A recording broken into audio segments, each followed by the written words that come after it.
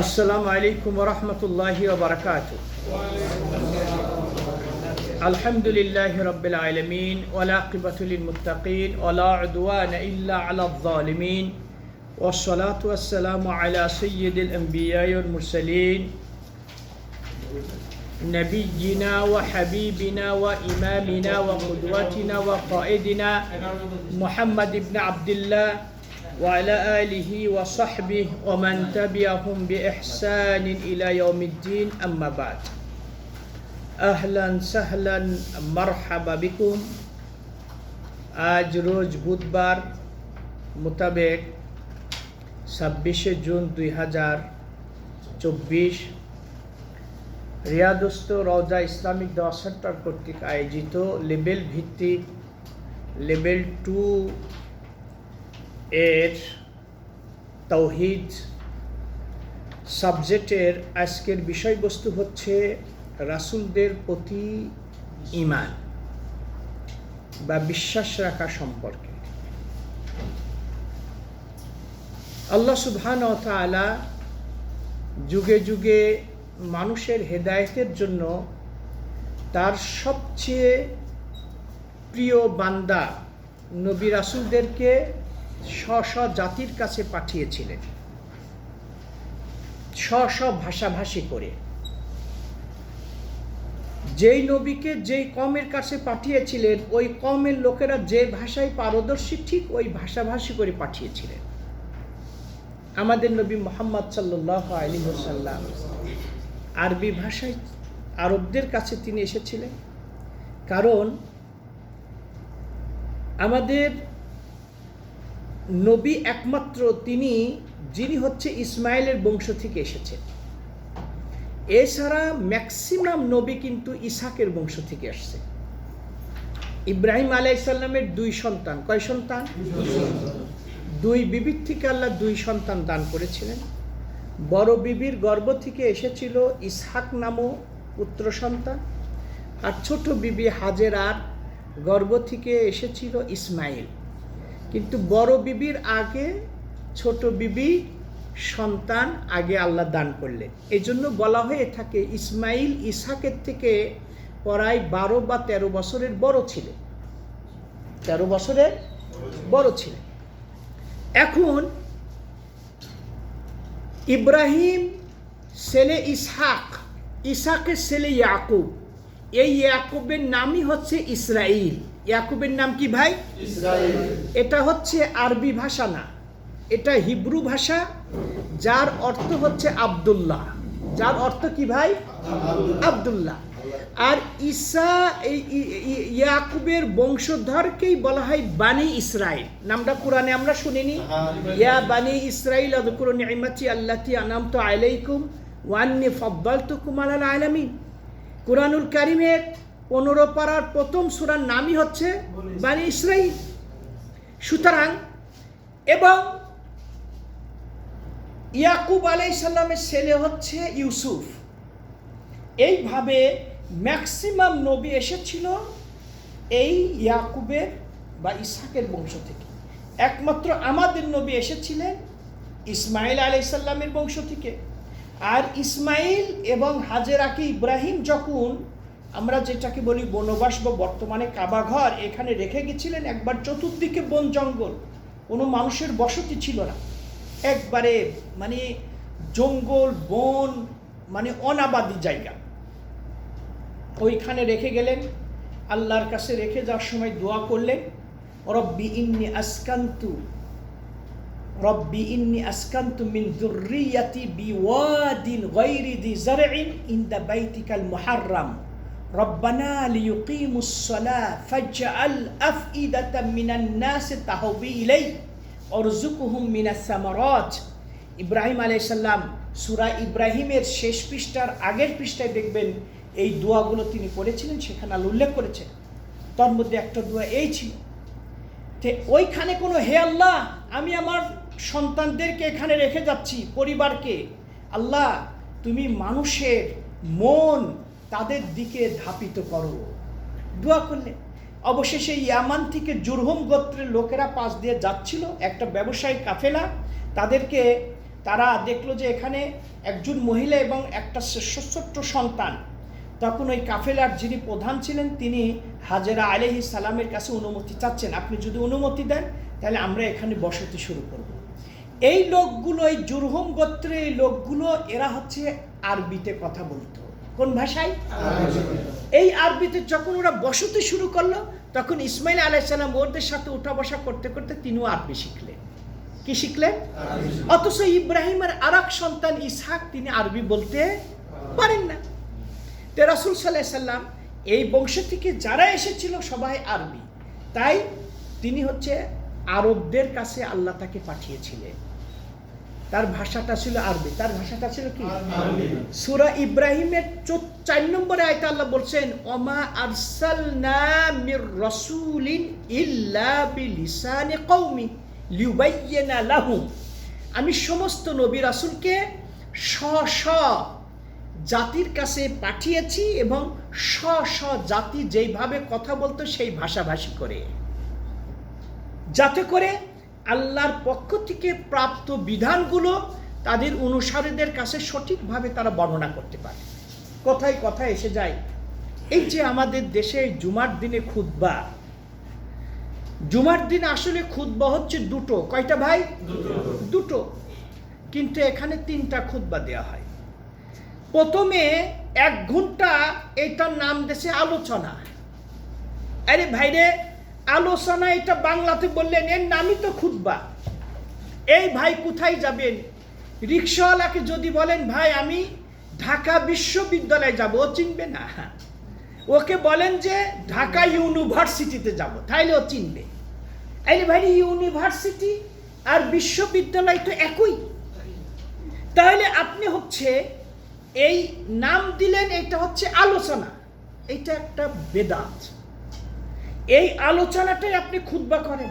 বলছে না, রাসূল তিনি আরবিতে খুতবা দিয়েছেন, তাই খুতবা হবে আরবিতে আর আলোচনা হবে বাংলাতে। এই আলোচনার নামে কতগুলো বেদাত করা হয় দেখেন, এবং কতগুলো সুন্নতকে তারা ধ্বংস করছে। মসজিদে ঢুকবেন, ঢুকে আপনি সুন্নত পড়তে দিবে না, বলছে এই ভাই সুন্নত পড়ার পরে সুযোগ দেবো, বসে পড়ুন, বলে না? বা অনেক মসজিদে লাল বাতি জ্বালিয়ে দেয়। অথচ রাসূল সাল্লাল্লাহু আলাইহি ওয়াসাল্লাম বলছেন এটা তো আলোচনা। আলোচনার থেকেও বড় গুরুত্ব হচ্ছে খুতবা। এই খুতবা দিচ্ছেন রাসূল সাল্লাল্লাহু আলাইহি ওয়াসাল্লাম। রাসূলের থেকে দামি খতিব আর পৃথিবীতে আছে কেউ? রাসূল যে খুতবা দিচ্ছেন এর থেকে মূল্যবান খুতবা কোনো খতিব সাহেব দিতে পারে? রাসূল খুতবা দিচ্ছিলেন, আর গাতফান গোত্রের এই সুলাইক আল গাতফানি নামক এক ব্যক্তি মসজিদে ঢুকলো। মসজিদটা তখন ছোট ছিল। রাসূল খুতবা দিচ্ছিলেন, এক ব্যক্তি ঢুকে তখন মসজিদে বসে পড়ল। রাসূল সাল্লাল্লাহু আলাইহি ওয়াসাল্লাম তাকে বললেন, ইয়া সুলাইক কুম ফাসাল্লি রাকাতাইন। সুলাইক, ওঠো এবং তুমি 2 রাকাত নামাজ পড়ো। তা হইলে রাসূল খুতবা স্টপ করে এই ব্যক্তিকে আদেশ করলেন যে নামাজ পড়ো, আর এখন আমাকে বলা হচ্ছে এই ভাই বসো। আপনাকে পরে যদি 100 রাকাত পড়ারও সুযোগ দেয়, এই যে 2 রাকাত না পড়ে আপনি বসলেন, আর আপনি দুখুলুল মসজিদ পাইবেন না। দুখুলুল মসজিদ বলাই রাসূল বলছেন, ইজা দাখালা আহাদুকুমুল মসজিদ ফালা ইয়াজলিস হাত্তা ইউসাল্লি রাকাতাইন। যখনই তোমাদেরকে মসজিদে প্রবেশ করবে সেজন্য 2 রাকাত নামাজ না পড়ে যেন না বসে। তা আপনি না পড়ে যে বসে পড়লেন, পরে 100 রাকাত পড়লেও তো আপনি এই 2 রাকাতে আর আপনার এই সুন্নত আর পাইবেন না। আপনি তো পরে পড়লেন, আপনি বসার আগেই পড়তে হবে। এই একটা বেদাত। আবার রাসূল বলছেন যে খুতবা শুরুর আগে 2 রাকাত করে যত আপনি নামাজ পড়তে পারেন, তাহলে আপনি আমার ইবাদতে আপনি বিঘ্ন ঘটালেন। আর ওই যে 3-4 মিনিট ওই বই দেখে আরবি বলে, এই 3-4 মিনিটের মধ্যেই মুসল্লি দেখবেন ঘুমে কার উপরে কে পড়বে, কারণ বোঝে তো না, বোঝে না। তাইলে আল্লাহ সুবহানাহু ওয়া তাআলা সমস্ত নবী রাসূলকে পাঠাইলেন স্ব জাতির কাছে। রাসূল আরবিয়ান ছিলেন, তিনি আরবিতে খুতবা দিচ্ছেন। যারা ইংলিশ ভাষা কথা বলে খতিব সাহেব ইংরেজিতে খুতবা দিবে। তবে খুতবার প্রথমে অবশ্যই আল্লাহর প্রশংসা এবং রাসূলের প্রতি দরুদ এবং খুতবার মধ্যে দোয়া থাকতে হবে, এই তিনটা বিষয়। এরপর আপনি ইচ্ছা মতন মানে মুসল্লিদেরকে আপনি নিজের ভাষায়, তারা ম্যাক্সিমাম মুসল্লি যেই ভাষা সেই ভাষায় আপনি খুতবা দান করে পড়েন। 4 রাকাত বিশিষ্ট জহর নামাজকে 2 রাকাত করা হয়েছে। 7 দিনে বিভিন্ন এলাকা থেকে মুসল্লিরা আসবে, খতিব সাহেব জ্ঞানগর্ভ বক্তব্য দিবেন যাতে তাদের দিনের চাহিদাটা পূরণ হয়। কিন্তু বেদাত নবী রাসূলদের এরা হচ্ছে আল্লাহর সবচেয়ে প্রিয় বান্দা, এরা আল্লাহর প্রিয় বান্দা। এরা সবাই মাটির সৃষ্টি। প্রথম নবী হচ্ছে ইব্রাহিম আদম আলাইহিস সালাম, আর প্রথম রাসূল হচ্ছে নূহ আলাইহিস সালাম। এই নবী রাসূলদের সংখ্যা কত? এদের সংখ্যা কত ভাই? নবী রাসূলদের সংখ্যা কত? 1,24,000। হ্যাঁ হ্যাঁ, এই মতান্তরে আবার কয় 2,24,000, তাই না? কিন্তু সহি কথা হচ্ছে এই সম্পর্কে আবু যর গেফারি থেকে একটা হাদিস বর্ণিত হয়েছে। হাদিসের সনদটা খুব একটা শক্তিশালী না, যেখানে রাসূল বলেছেন 1,24,000 নবী রাসূল দুনিয়াতে এসেছিলেন। কত ভাই? এই মতান্তরে 2 লক্ষের কথাটা সহি না। এই 1,24,000 নবী রাসূল প্রত্যেকেই তারা আদম সন্তান ছিলেন, আর আদমকে সৃষ্টি করা হয়েছে মাটির থেকে। সুতরাং আমাদের নবীর প্রশংসা করতে যে যারা বলে যে তিনি নূরের তৈরি, তাহলে আদমও নূরের তৈরি। ইব্রাহিম, ইসাক, ইয়াকুব, সালেহ, হুদ, যত নবী এসেছিলেন প্রত্যেকেই কি? তাহলে নূরের তৈরি। কিন্তু প্রত্যেক নবী নূরের তৈরি বলে না, শুধু খালি আমাগো নবীর সম্পর্কে কি বলে? এরা প্রশংসা করতে যায়, আসলে প্রশংসা হয় না, তা বরং তার সম্মান খর্ব করা হয়, নষ্ট করা হয়। সুতরাং রাসূল সাল্লাল্লাহু আলাইহি ওয়াসাল্লাম তিনি মাটির তৈরি। সূরা কাহাফের শেষের আয়াতে আল্লাহ বলছেন, কুল ইন্নামা আনা বাশারুম মিসলুকুম, হে রাসূল আপনি সকলকে ঘোষণা দিন আমি তোমাদের মতনই মানুষ। তোমাদের মতনই মানুষ। আমরা ফেরেশতা সম্পর্কে পড়েছি, ফেরেশতারা বিবাহ শাদী করে না, রাসূল বিবাহ শাদী করেন নাই। ফেরেশতারা খানা পিনা খান না, রাসূল খানা পিনা খান নাই। তাহলে আর এই ফেরেশতারা এরা হচ্ছে নূরের তৈরি, তা আপনি কেমনি করে রাসূলের নূরের তৈরি বলেন? এসব ভণ্ডামি কথা, ভুয়া কথা, এগুলো আমরা বিশ্বাস করব না। আলো বেশ কয়টা আয়াতে রাসূল বলছেন, যেমন আল্লাহ বলছেন সূরা ইমরানের 144 নম্বর আয়াতে, ওমা মুহাম্মাদুন ইল্লা রাসূল ক্বাদ খালাত মিন ক্বাবলিহির রাসূল। মুহাম্মদ সাল্লাল্লাহু আলাইহি সাল্লাম তার পূর্বে যেভাবে এই নবী এবং রাসূল উপাধি ধারণ করে দুনিয়াতে এসেছিলেন, ঠিক সেম তিনি ওই ক্যাটাগরির একজন মানুষ, নবী। তাহলে ভাই আপনি যদি রাসূলকে নূরের তৈরি বলেন, যত নবী এসেছিল প্রত্যেকেই নূরের তৈরি বলেন। প্রত্যেকে কি বলতে হবে? প্রত্যেকে আপনি নূরের তৈরি এটা বলতে হবে। সুতরাং এই নূরের তৈরি এটা আমরা বলবো না, তিনি মাটির তৈরি। এই 1,24,000 নবী রাসূলদের মধ্যে নবীদের থেকে রাসূল শ্রেষ্ঠ, রাসূলের মর্যাদা উপরে। রাসূল বলা হয় যাদের কাছে আল্লাহ নতুন শরীয়ত অবতীর্ণ করেছেন, আর নবী বলা হয় ওই রাসূলের উপরে অবতীর্ণ শরীয়তই তারা প্রচার করেছেন, তাদের নিকটে নতুন কোনো শরীয়ত আল্লাহ নাজিল করেন নাই। এই 1,24,000 নবী রাসূলদের মধ্যে 5 জন শ্রেষ্ঠ। কয়জন ভাই? 5 জন শ্রেষ্ঠ। এদেরকে আল্লাহ বলেছেন, এদের নাম হচ্ছে উলুল আজম। এই 5 জনের নাম কি? সূরা আহজাবের 7 নম্বর আয়াতে আল্লাহ বলছেন, ওয়াইজ আখাযনা মিনান নাবিয়্যিনা মিসাকাহুম ওয়া মিনকা ওয়া মিন নূহ ওয়া ইব্রাহিম ওয়া মূসা ওয়া ঈসা ইবনে মারইয়াম ওয়া আখাযনা মিনহুম মিসাকান গালিযা। এই আয়াতে আল্লাহ 5 জনের নাম উল্লেখ করেছেন। মুহাম্মদ সাল্লাল্লাহু আলাইহি সাল্লাম, নূহ, ইব্রাহিম, মূসা, ঈসা, এই পাঁচজন কি শ্রেষ্ঠ। আল্লাহ বলছেন সূরা বাকারার 3 নম্বর পারার প্রথম আয়াতে আল্লাহ বলছেন তিলকার রুসুল ফাদ্দালনা বা'দাহুম আলা বা'দ, এই সমস্ত নবী রাসূল আমি একজনকে আর একজনের উপর শ্রেষ্ঠত্ব এবং মর্যাদা দান করেছি। তাহলে সমস্ত নবী রাসূলদের মধ্যে এই 5 জন কি? 5 জনের মধ্যে 2 জন শ্রেষ্ঠ। কে?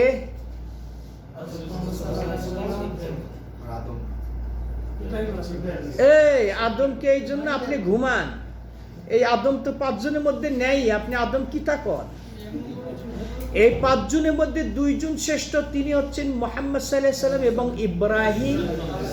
ভালো করে মনে রাখবেন 5 জনের মধ্যে কয়জন শ্রেষ্ঠ? 2 জন। এই 2 জনের মধ্যে শ্রেষ্ঠ কে? মুহাম্মদ সাল্লাল্লাহু আলাইহি ওয়াসাল্লাম। আল্লাহ শ্রেষ্ঠত্ব বর্ণনা করার জন্য মেরাজের রাত্রে বাইতুল মাকদেসে সমস্ত নবীদেরকে তিনি ওই মসজিদে উপস্থিত করলেন, আর রাসূল সাল্লাল্লাহু আলাইহি সাল্লাম তিনি সমস্ত নবীদের ইমামতি করলেন, সাইয়্যিদুল আম্বিয়া ওয়াল মুরসালিন উপাধি লাভ করলেন। শ্রেষ্ঠ নবীর আমরা শ্রেষ্ঠ উম্মত। শ্রেষ্ঠ নবীর কি? রাজার ছেলে যদি কানাও হয়, দেখতে অসুন্দর হয়, তাও ওকে বলা হয় রাজপুত্র। ওর উপাধি কি? এই জন্য ভাইরা আমার, শ্রেষ্ঠ নবীর আমরা শ্রেষ্ঠ মর্যাদা কিন্তু অনেক বড়। সুতরাং যে যত সম্মানিত হবে তাকে কিন্তু চলা ফিরায়, কথাবার্তায়, লেনদেন সব কিছুর ক্ষেত্রে সম্মানটা কিন্তু বজায় রাখতে হবে। আমি শ্রেষ্ঠ নবীর শ্রেষ্ঠ উম্মত বলে চিল্লাই, নামাজ নাই, রোজা নাই, ইবাদত নাই, রাসূলের আদর্শ নাই, তাহলে তো হইবে না ভাই। আপনার গ্যাস্ট্রিক রোগ হয়েছে, অ্যান্টাসিড খেতে হবে। আপনার ঠান্ডা লেগেছে, এটা প্যারাসিটামল বা নাপা যা আছে খাইতে। আপনি নাপা বলে চিল্লাইলেন, প্যারাসিটা চিল্লাইলেন, খাইলেন না, যাবে জ্বর। শীতের জন্য, এই শীত নিবারণের জন্য আপনি কম্বল বা কাঁথা ব্যবহার করতেন। কম্বল বলে চিল্লাইলেন, কিন্তু কম্বল গায়ে দিলেন না, তাহলে শীত তো আরো বাড়বে। আপনি শ্রেষ্ঠ নবীর শ্রেষ্ঠ উম্মত বলে চিল্লাইলেন, কিন্তু নবীর কোনো সুন্নত আপনার মধ্যে নাই, তাহলে তো চলবে না ভাই। এই জন্য শ্রেষ্ঠ নবীর শ্রেষ্ঠ উম্মত এই মর্যাদা অক্ষুণ্ণ রাখতে আমাকে রাসূলের সুন্নত মেনে চলতে হবে। রাসূলকে ভালোবাসার অর্থ হচ্ছে তার সুন্নতকে ভালোবাসা। তার কি? সুন্নতকে ভালোবাসা। আচ্ছা, নবী রাসূলদের এই 1,24,000 নবী রাসূলদের সবার নাম আমরা জানি না। এর মধ্যে যেই নবী রাসূলদের নাম আমরা স্পেশাল ভাবে আল্লাহ আমাদেরকে জানিয়ে দিয়েছেন, তাদের প্রতি স্পেশাল ভাবে ঈমান রাখবো। যাদের নাম আমরা জানিনি তাদের কত কি ঈমান রাখবো। তো এদের মধ্যে আল্লাহ সুবহানাহু ওয়া তাআলা কুরআনুল কারিমে 25 জন নবীর রাসূল নাম উল্লেখ করেছেন। কয়জন? 25 জন। এই 25 জন নবী রাসূলের নাম যে আল্লাহ কুরআনে উল্লেখ করেছেন, এই 25 জনের প্রতি আলাদাভাবে স্পেশালিস্ট ভাবে আমরা ঈমান রাখবো। কিন্তু এই 1,24,000 মধ্যে 25 জন বাদ দিলে তারও অসংখ্য, তাদের প্রতি আমরা কি করব? ঈমান রাখবো, তাদের প্রতি। আর কোন নবীকে আর এক নবীর উপরে শ্রেষ্ঠত্ব দান করা যাবে না। আমরা মুসলমানরা কিন্তু মূর্খ, অনেক সময় বুঝি না। একদা এক খ্রিস্টান মেয়ের সঙ্গে এক মূর্খ মুসলমান ছেলের সম্পর্ক হলো। এই খ্রিস্টানেরা কিন্তু তাদের ধর্ম প্রচার করার জন্য পুরুষ মহিলা সকলেই কিন্তু অ্যাডভান্স। দুইজনের মধ্যে যখন সুসম্পর্ক হলো, তখন এখন তাদের বিয়ের প্রস্তাব। তখন এই খ্রিস্টান মেয়ে বলছে, আমাকে বিয়ে করতে হলে তোমাকে বলতে হবে যে ঈসা আল্লাহর ছেলে। ঈসা, এইটা তোমাকে স্বীকৃতি দিতে হবে, তাছাড়া আমার বাবা তোমার সঙ্গে আমার বিয়ে। তখন এই মূর্খ মুসলমানের ছেলেটা মনে করলো, হাই রে, ঈসা যদি আল্লাহর ছেলে হয় তাহলে মুহাম্মদ তো আরো হোক। তখন ওই মেয়েটারে বলে, তোমারও বলতে হবে তাহলে যে মুহাম্মদ আল্লাহর ছেলে। দেখছেন মূর্খ? সুতরাং এইগুলো হচ্ছে মূর্খতা, মানে ওর উপর জিতার জন্য বলছে ঈসা যদি হয় তাহলে মুসা তো আরো, মুহাম্মদ তো আরো হকদার। সুতরাং এইরকম মূর্খ আছে। এই ঈসাকে যারা আল্লাহর ছেলে বলে তারা আল্লাহর সাথে শিরিক করে। কুল হুয়াল্লাহু আহাদ, আল্লাহ লাম ইয়ালিদ ওয়া লাম ইয়াকুল লাহু কুফুয়ান আহাদ। সুতরাং আল্লাহ এক ও অদ্বিতীয়, আল্লাহ এক ও অদ্বিতীয়। আচ্ছা, এই নবী রাসূল এদের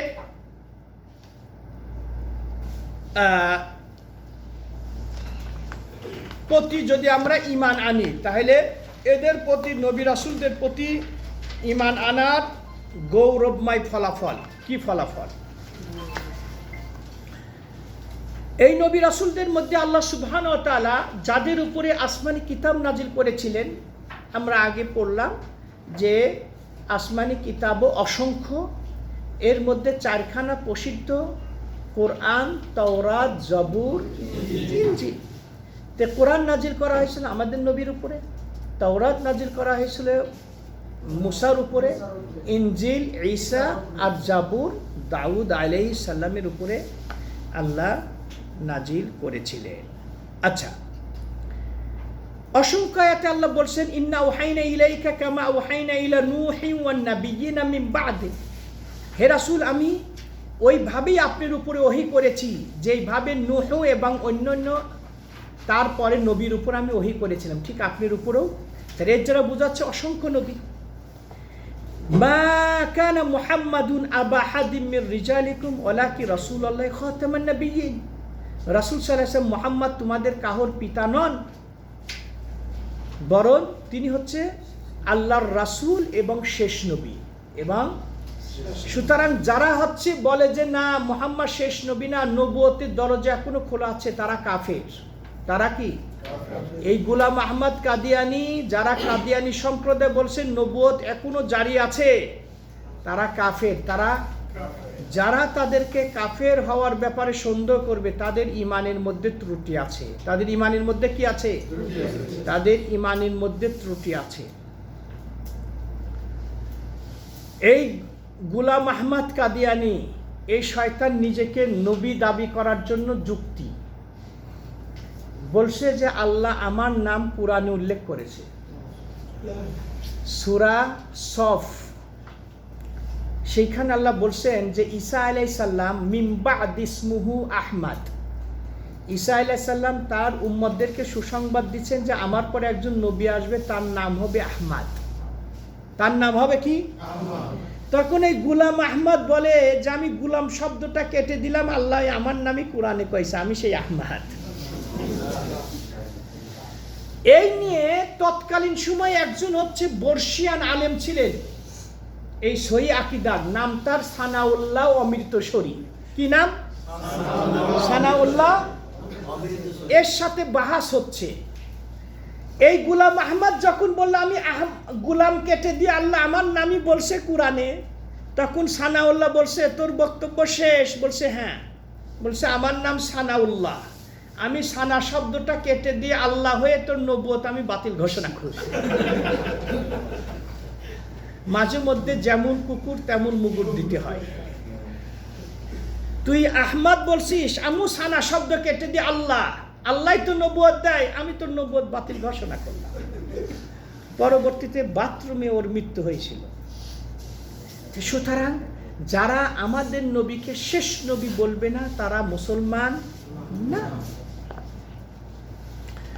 রাসূলদের বৈশিষ্ট্য, রাসূলগণ সকলেই মানুষ্য এবং আল্লাহ সৃষ্টি, তাদের মধ্যে রুবুবিয়াত বা উলুহিয়াতের কোনো বৈশিষ্ট্য আমরা আগেই বললাম যে মানে কোনো ব্যক্তি যদি এক ধরনের মুসলমানদের তারা হচ্ছে আশিকে রাসূল বলে দাবি করে, আল্লাহ যতটুকু মহাব্বত না করে তার থেকে শতগুণে নবীকে মহাব্বত করে।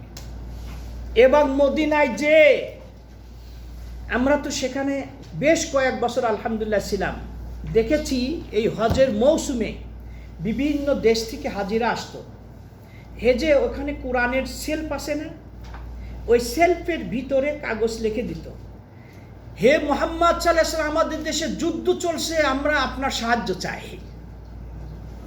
রাসূলের কাছে সাহায্য চাইবে না, সে কাফের, মুশরিক। এক আল্লাহ ছাড়া কোনো নবী, রাসূল, ওলি, আউলিয়া, গাউস, কুতুব, ফেরেশতা কারোর কাছে সাহায্য চাবে? কার কাছে চাইতে হবে? সুতরাং এই রাসূলের কাছে সাহায্য। সুতরাং নবী রাসূলদের মধ্যে এদের মধ্যে রুবুবিয়াত এবং উলুহিয়াতের কোনো বৈশিষ্ট্য ছিল না। অনেক মসজিদে লেখা থাকে এক পাশে আল্লাহ আর এক পাশে মুহাম্মদ, আসে না? টাইলসে লেখা থাকে অনেক, এইটা আল্লাহর ওয়াস্তে। আপনারা যারা বিদেশে থেকেও, আমরা কেউ কেউ দূরের থেকেও কিন্তু মসজিদের মুতাল্লি হয়ে আছি, মসজিদের সভাপতি হয়ে আছি, আমরা কিন্তু দায়িত্ব পালন করছি। কিন্তু এই যে সমস্ত মসজিদে এই আল্লাহ মুহাম্মদ লেখা আছে, ডিলিট করবে। মানে এইগুলো এমন পরবর্তী প্রজন্ম আসবে, তারা মনে করবে যিনি আল্লাহ তিনিই মুহাম্মদ। সুতরাং আল্লাহ মুহাম্মদ এটা লেখাটা সহি আকীদার পরিপন্থী বিষয়, এটা লেখা ঠিক। সৌদি আরবের কোন মসজিদে এটা পাইবেন? আছে আছে আছে। কোনে? আমাদের তোমার মসজিদে আছে, কিন্তু বলা হয়েছে, কিন্তু ওরা ওটা হয় না। ওইটা মানে অনেক কোন সৌদি নামাজ পড়ে? সৌদি নামাজ পড়ে মসজিদে? না, আমাদের এখানে হয়তো ক্যাম্পে, এটা আজনবীরাই করি এটা দেশে। ওইটা যাই হোক, ওইটা অল্প, কিন্তু এমনি ওইটা যাই হোক, এটা তাও বললে পারে, ওইটা কর্তৃপক্ষই করবে। সুতরাং এইটা ঠিক না। এটা কি নবী রাসূলদের মধ্যে এইটা রুবুবিয়াত উলুহিয়াতের কোনো গুণ ছিল না। নবী রাসূলরা তারা গায়েব জানতেন না, তারা গায়েব জানতেন না। আল্লাহ সুবহানাহু ওয়া তাআলা সূরা আরাফের 188 নম্বর আয়াতে বলছেন, কুল লা আমলিকু লিনাফসি নাফআ ওয়ালা দাররা ওয়ালাউ কুনতু আ'লামুল গায়বা লাস্তাকসারতু মিনাল খায়র ওমা মাসানিয়া সু ইন আনা ইল্লা নাযীরু ওয়া বাশীরু লিকওমি ইউমিনুন। হে রাসূল, আপনি বলে দিন, আমি নিজের জন্য উপকারও করতে পারি না, ক্ষতিও করতে পারি না, সব আল্লাহর হাতে। কার হাতে? আল্লাহ। ওয়ালাউ কুনতু আ'লামুল গায়ব, আমি যদি গায়েব জানতাম তাহলে কশিন কালো আমাকে কোনো বিপদ আপদ কখনো গ্রেফতার করতো না। আমি জানতাম যে অনেক বিপদ আছে, যাইতাম। ওয়াইনদাহু মাফাতিহুল গায়ব লা ইয়ালামুহা ইল্লাল্লাহ, গায়েবের চাবিকাঠি কার হাতে? আল্লাহ। সুতরাং কেউ যদি বলে রাসূল গায়েব জানতেন, সে মুসলমান থেকে খারিজ, সে মুসলমান থেকে কি খারিজ। সূরা বাকারার প্রথমেই আল্লাহ মুমিনদের কিছু গুণ বলেছেন, তার মধ্যে প্রথম গুণ হচ্ছে ইউমিনুনা বিল গায়ব, তারা গায়েবের প্রতি কি রাখে? বিশ্বাস রাখে। সুতরাং হ্যাঁ, রাসূল সাল্লাল্লাহু আলাইহি ওয়াসাল্লাম ভবিষ্যৎ সম্পর্কে কিছু সংবাদ দিয়েছেন, কিন্তু সেটা আল্লাহর ইশারা ইঙ্গিতেই দিয়েছেন। কিয়ামতের আলামত তিনি বলেছেন, আল্লাহর ওমা ইয়ানতিকু আনিল হাওয়া ইন হুয়া ইল্লা ওয়াহয়ু, ওহী ছাড়া আমার নবী কোনো কথা বলে না। সুতরাং রাসূল গায়েব জানেন, এইটা বিশ্বাস করাটা মুসলমান থেকে সে খারিজ হয়ে যাবে। গায়েবের চাবিকাঠি কার হাতে? আল্লাহ, আল্লাহর হাতে। সুতরাং কোন নবী রাসূল গায়েব জানেন না। নবী রাসূলরা পানাহার করতেন, খানা পিনা খাইতেন। ওয়াল্লাযী হুয়া ইউতঈমুনি ওয়া ইয়াসকিন ওয়া ইযা মারিদতু ফাহুয়া ইয়াশফিন। মুসা যেমন ইব্রাহিম আলাইহিস সালাম বলেছেন, আল্লাহ যিনি হচ্ছে আমাকে খাওয়ান এবং পান করান, এবং আমি যখন অসুস্থ হই আল্লাহ আমাকে সুস্থ করান, আল্লাহ আমাকে কি সুস্থ করেন। সুতরাং নবী রাসূলরা খাইতেন। এই জন্য যারা আমাদের নবীকে বলে যে নূরের তৈরি, তারা ভুল। কারণ নবী ক্ষুধার তাড়নায় তিনি খন্দকের যুদ্ধে 2টো পাথর বেঁধেছেন, তিনি খাইতেন। রাসূল ফজরের নামাজ পড়ে এসে বাসায় এসে জিজ্ঞাসা করতেন, ওকো নাস্তা কিছু আছে নাকি? যদি বলতো যে না, তাই রাসূল বললেন আমি রোজা রেখে দিলাম। বিশ্ব নবী, রাষ্ট্রপ্রধান, তার বাড়িতে নাস্তা নেই। সুবহানাল্লাহ, তার বাড়িতে নাস্তা নেই। আচ্ছা, নবী রাসূলরা তারা বিবাহ শাদী করেছেন। তারা কি ম্যাক্সিমামই তারা বিবাহ শাদী, আমাদের নবী বিবাহ করেছেন। তার স্বাধীনা স্ত্রীর সংখ্যা হচ্ছে 11 আর 2টা দাসী, টোটাল 13। আর তিনি হচ্ছে এটা রাসূলের জন্যই নির্দিষ্ট, রাসূলের জন্যই। এখন কোনো স্বাধীন পুরুষ 4-এর অধিক স্বাধীনা নারীকে বিয়ে করতে সর্বোচ্চ কয়জন? 4 জন। রাসূলদের প্রতি ঈমান আনা চারটি বিষয় অন্তর্ভুক্ত। নাম্বার 1, এই বিশ্বাস রাখা যে নিশ্চয় তাদের রিসালত আল্লাহ কর্তৃক সত্য। এরা কারা? নবীর এই উপাধি কে দিয়েছেন? আল্লাহ। আল্লাহ তাকে নবী করে পাঠিয়েছে, এটা কোনো মানুষ পাঠায়নি। কে পাঠিয়েছে? আল্লাহ পাঠিয়েছে। কাযযাবাত কওমু নূহিল আল মুরসালিন, নূহ এর সম্প্রদায় রাসূলকে মিথ্যা প্রতিপন্ন বা মিথ্যা আরোপ করেছিল।